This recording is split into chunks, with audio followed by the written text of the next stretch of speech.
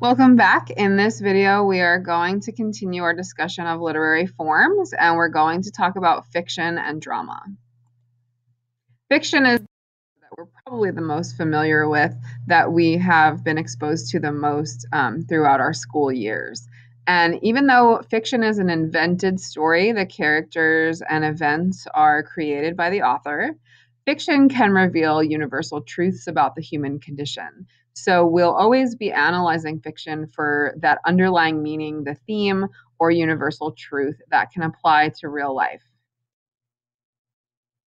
So fiction focuses on a character in a given setting or settings, and it has a specific plot. The most common form of fiction is the novel, and this was first introduced in the 18th century. So during the 1700s, the novel was something that became popular. A novel of incident is one that focuses on the events in the plot, and a novel of character is one that focuses on the character's thoughts, actions, feelings, etc. A realistic novel is one that in which the world resembles our world. So the setting of the novel resembles, a realistic situation that we might find in our everyday life. Whereas a romantic novel is not a romance in the sense of love and romance as we think of it today, but something that has been idealized. So the characters are less than three-dimensional. This might dip into the fantasy genre or the sci-fi genre where things are not as they would be in the real world. Here are some subtypes of the novel, and these are just a few subtypes that you should know. We are going to talk about other subtypes of the novel. An epistolary novel is one in which the novel is consisting of letters.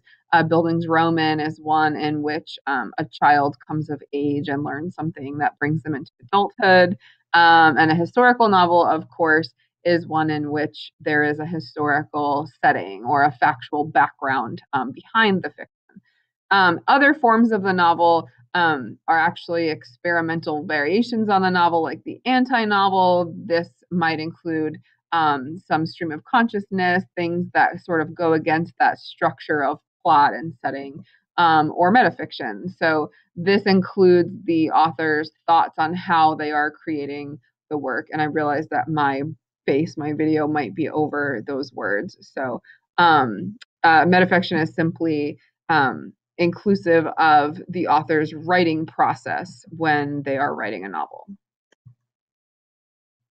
So other forms of fiction are short story and novella. A short story we know is it has a single story, usually lesser characters than you would find in a novel.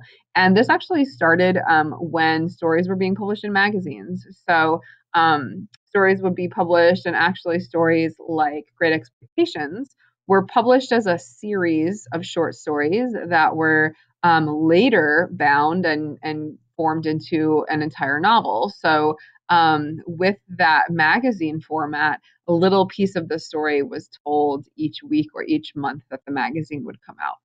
A novella is an in-between. It's a little shorter than a novel, but longer than a short story. So Heart of Darkness is considered a novella because it's roughly 100 pages. Other books like Anthem, sometimes even The Awakening, is considered a novella. So it really just depends. It's not bad to call those novels, but you should know that there's a slight difference. So drama, we're going to spend some time here in the world of drama. Drama, kind of includes anything that would be performed on stage in a theater. But there are other types of drama that are meant simply to be read and not to be performed. However, most of the drama that we encounter, especially with Shakespeare, with playwrights like Arthur Miller, those are plays that are meant to be performed on a stage. There are stage directions, and they're meant to be seen and heard. So in drama, the two main forms are comedy and tragedy. So in comedy, obviously the tone is very light. It's not as serious. Situations are drawn from everyday life and they're made to be humorous. Traditional comedies end in a marriage or marriages. So in plays such as Much Ado About Nothing, the play ends with the couple getting together, or the couples in that case getting together and getting married. And the word comedy can also be used to describe this type of plot in prose, in fiction. So we don't limit comedy just to drama. The two main types of comedy, or two designations, are high comedy and low comedy. And high comedy really is dependent on verbal wit, sarcasm, verbal humor. Low comedy is very physical. It includes slapstick humor, physical, people falling down, getting hurt. There are some shows on TV that include that type of thing. So these are the two main categories in comedy.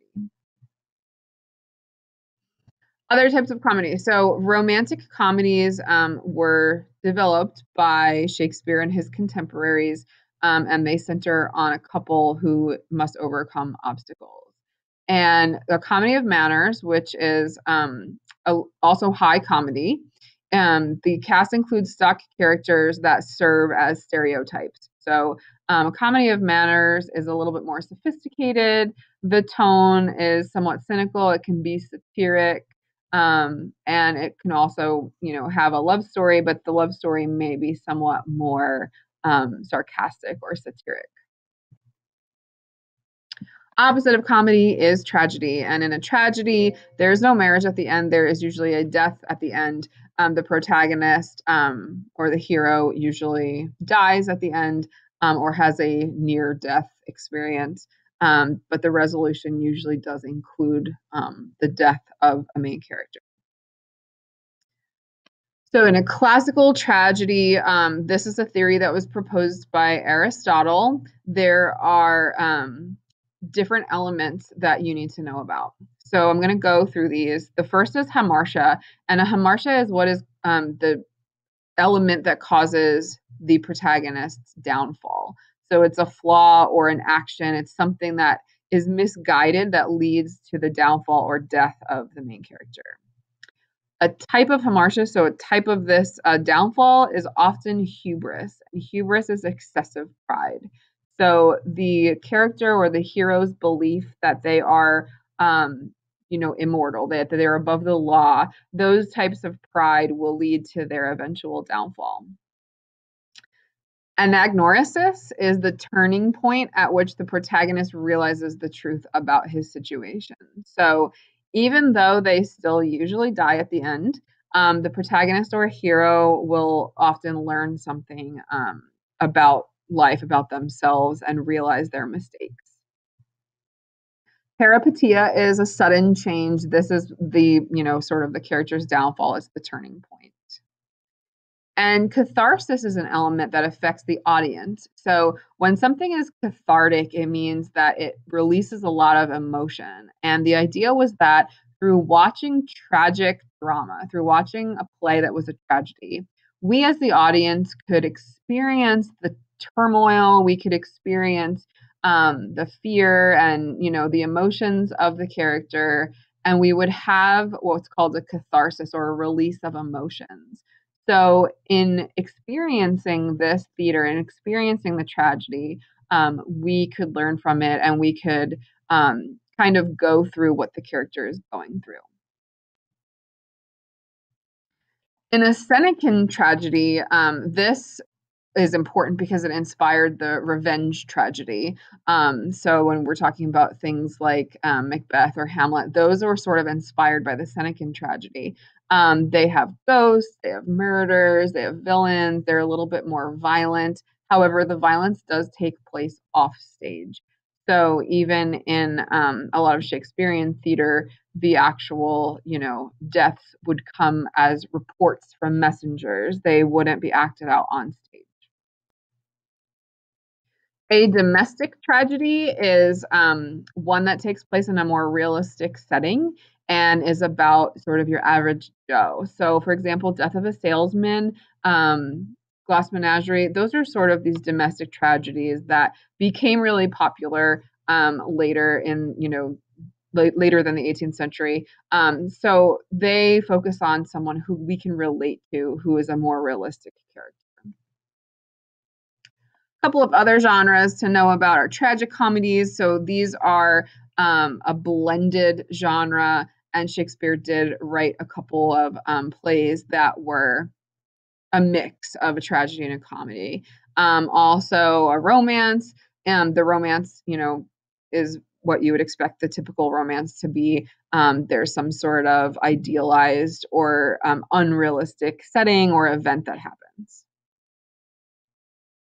So those are the terms that you need to know for this section for poetry, fiction, and drama. When you are ready, you can go to Google Classroom and take the quiz. It's just a practice quiz on all of the terms that you need to know.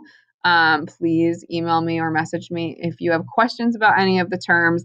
And of course, you can find more information online or in the Essential Literary Terms textbook, the little blue textbook, which we have in the classroom. So let me know if you need help with any of these, and happy quizzing.